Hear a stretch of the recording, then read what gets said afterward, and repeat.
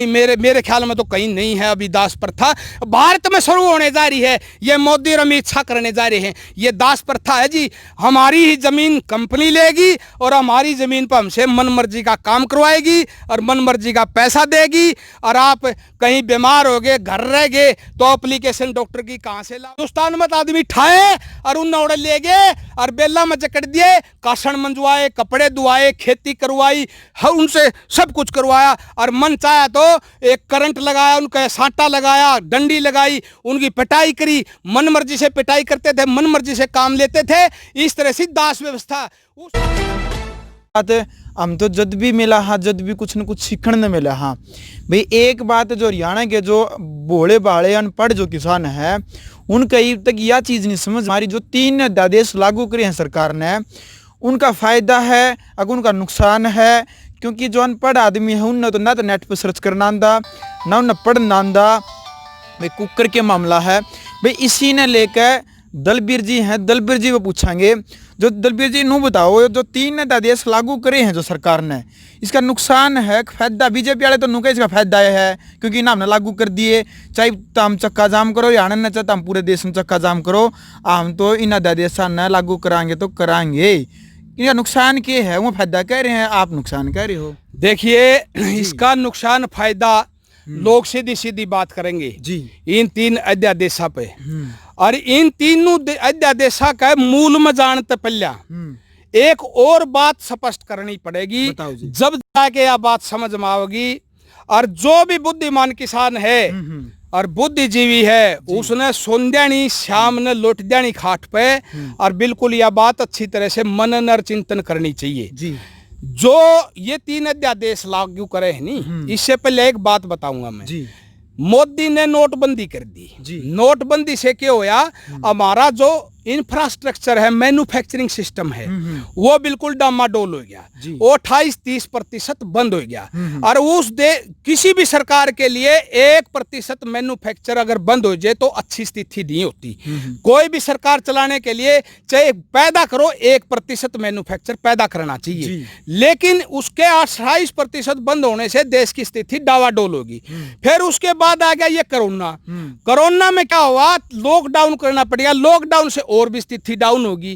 तो इस स्थिति डाउन में जो मोदी के जो भाई हैं बड़े, अडानी पडानी, जो पैसा वाले, जो मोदी के जो बिजनेस भाई हैं, जो बड़े आदमी हैं, उनकी जो प्रोडक्शन था, जो कमाई का प्रोडक्शन था, वो धीमा पड़ गया या बंद हो गया इन 3-4 महीने में। और कुछ नोटबंदी का असर।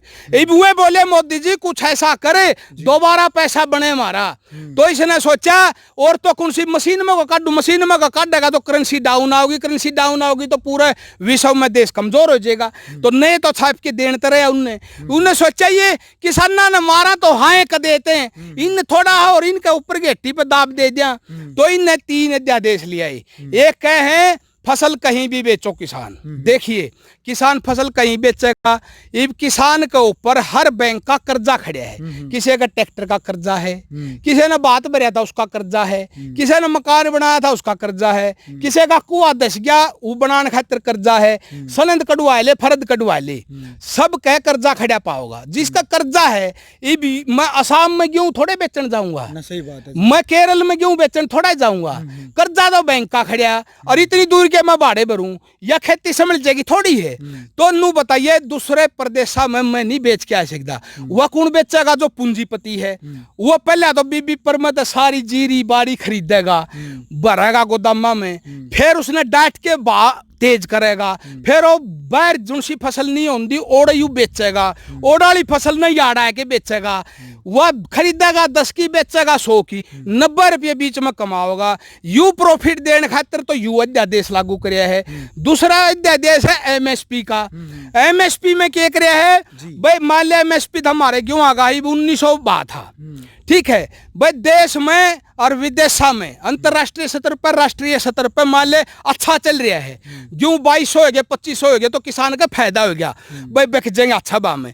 और मान ले मंदा है गया भाई, किसान को भरपाई करने खातिर, किसान का कर्जा तारण खातिर, किसान का पूरा पट जे काम कर जे, इस खातिर यो एमएसपी होया करता भाई। मंदा में भाई 19 से तो ग्यूतरे बेकेंगे, ये एक गारंटी मूल्य था, न्यूनतम समर्थन मूल्य जिसने बोला है। भाई कितनी मंदी आ जो इसकी तो फसल इतना पे बेकनी है बेकनी, क्योंकि उसने खाद भी लिया है, स्प्रे भी लिए हैं, बीज भी लिया है, बाई भी करवाई है।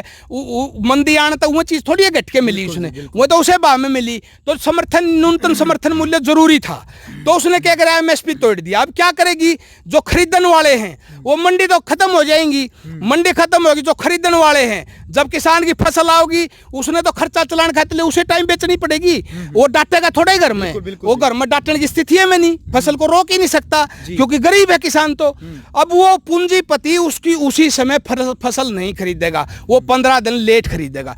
15 दिन लेट का मतलब है मान ले गेहूं बेचना तो चाहिए 1900, वो गेहूं खरीदेगा 1100 1200, ठीक है, और फिर वो फसल रोक करके अपने गोदाम में फिर उसी फसल को वो 11-12 से जो खरीदी है उसने 8-8 10-10 हज़ार रुपये क्विंटल में वो दूसरे प्रदेशों में बेचेगा, दूसरे प्रदेशों की फिर यहाँ बेचेगा। इसलिए एमएसपी तोड़वाना चाहती है मोदी सरकार। मोदी नहीं तोड़वाना चाहता, जो बिजनेसमैन ये तोड़वाना चाहते हैं। मोदी तो मोरा है इनका, मोदी पर तो ये तोड़वाते हैं कह के, क्योंकि मोदी को ये मशीना में गड़बड़ी करवाने की वो टेक्निक और पैसा देते हैं इलेक्शन के लिए, इसलिए उसको ये करना पड़ता है। तीसरा अध्यादेश में क्या है, अगला जो ये किसान था, कोई 2 किले ही खेती करा था, कोई 10 किले ही करा था, कोई 20 किले ही करा था, कोई दुआड़े की भी करा था, अपनी मर्जी का मालिक था। भाई एक दिन गायम जाना है गोड्डा नुआ के, ना दिन गोड्डा नुआया, भाई आज दिन में काम करने का टाइम नहीं लगा, रात ने कराया। अब क्या कहे है भाई, जो कंपनियां हैं उन्हें खेती कराऊंगी। अब कंपनी तो तने गोड्डा नुआना है या बच्चे की फीस भर क्या नहीं, कंपनी तो नुकेगी तड़के 8 बजे खेत मारना है 5 बजे तक। आप कहाँ थे, साटा मारेगी, करंट लगाओगी किसान के, करंट लगाओगी, मारा पीटी करेगी, भाई आप कहाँ थे। अच्छा फिर नंबर 2 बात, कॉन्ट्रैक्ट में लिख दिया आप क्या क्यों 50 मन खरीदे जाएंगे, किले में 60 मन हो गए, 10 मन फिर कहाँ लेके जाओगा किसान।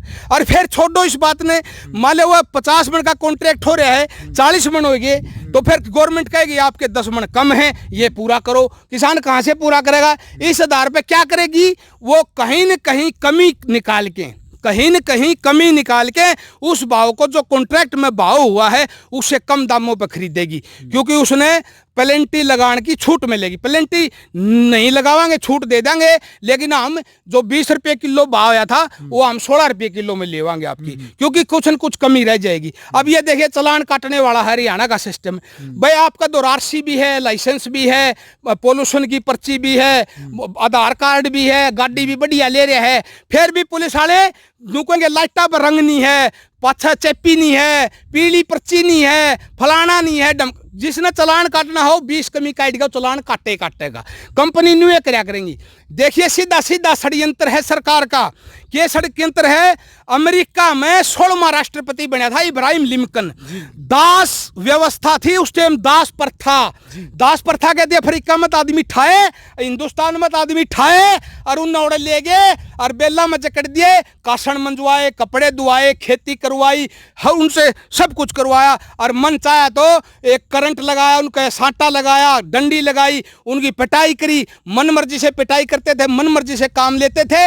इस तरह से दास व्यवस्था। उस इब्राहिम लिंकन जो 16वां राष्ट्र बना था, जो किसान का मजदूर का बेटा था, उसने वो दास प्रथा बंद करी थी। अब देखो कब करी थी, जब अमेरिका तक देशा में, यानी कि कई 100 साल पहले दास प्रथा बंद हो चुकी है, और शायद ही पूरे विश्व में कहीं दास व्यवस्था हो, तो मुझे पता नहीं, मेरे ख्याल में तो कहीं नहीं है अभी दास प्रथा।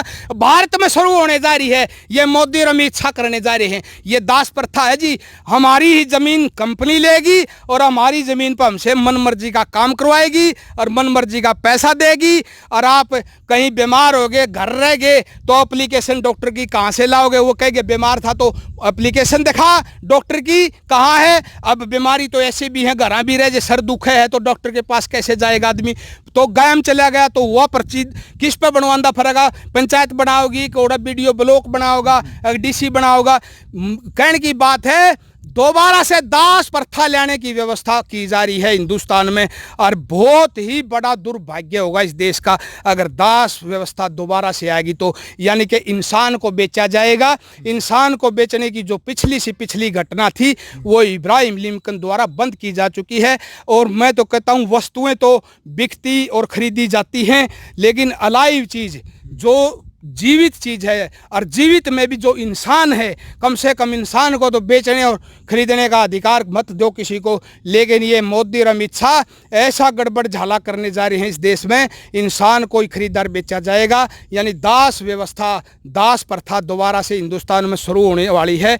इसका सबसे मोटा भयंकर दुष्परिणाम तो ये होगा। बिल्कुल। तो भाई आप सभी ने पता है कि ग्राउंड मीडिया की टीम लगातार आपके सामने ग्राउंड की रिपोर्ट हम लेकर के आते हैं, और जो 3 अध्यादेश जो लागू हुए हैं सरकार की तरफ से किसानों के ऊपर जो लागू किए गए हैं, उसका क्या नुकसान है, क्या फ़ायदा है, सरकार क्या कर रही है, बीजेपी वाले क्या कहते हैं, वे किसान क्या कहता है, पूरी बातचीत हम लेकर के आपके सामने आए। किसान है जो दलबीर सिंह ने बताया भाई कि किसका नुकसान है, कि किसका फ़ायदा है।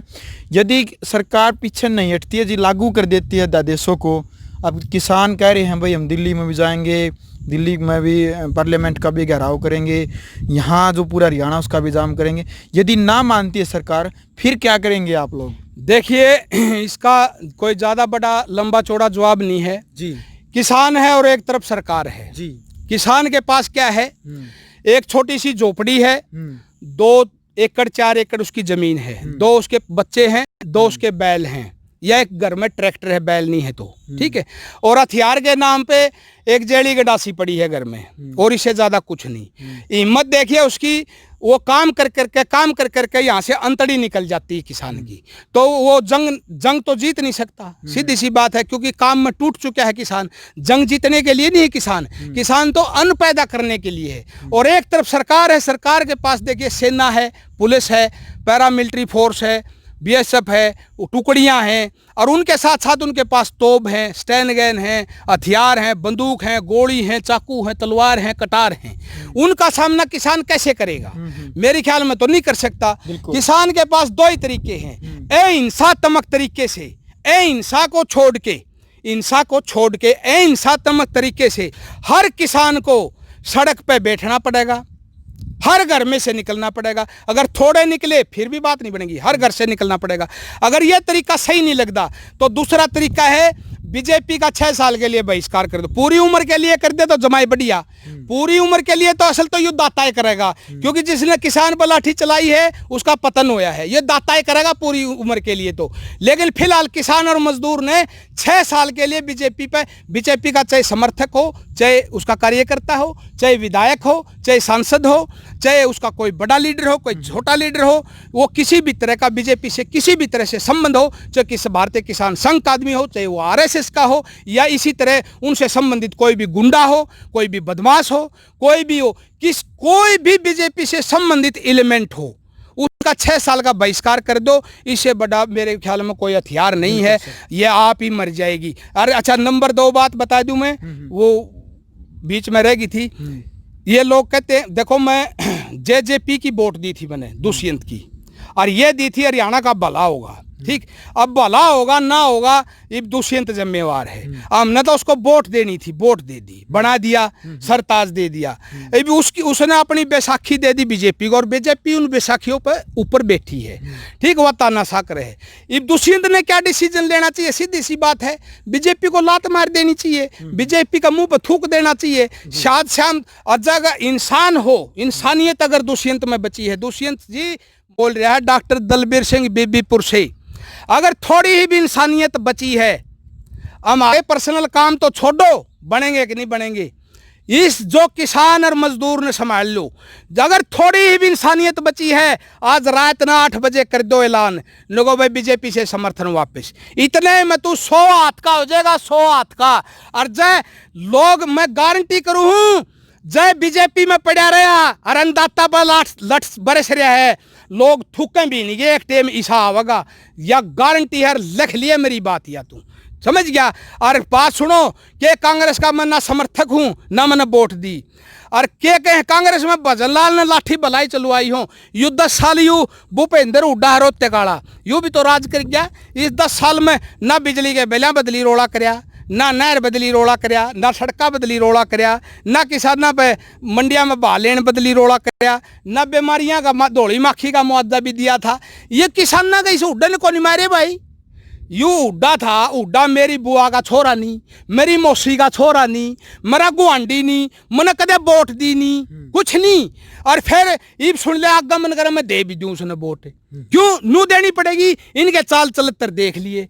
नंबर 2 बात, हुड्डा साहब ने 10 साल राज करा, किसान के ऊपर कोई लाठी नहीं चलाई, ठीक।